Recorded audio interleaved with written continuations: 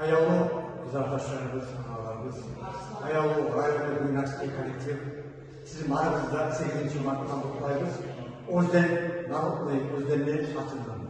Sizge sağlık, uzak olmuş herkese.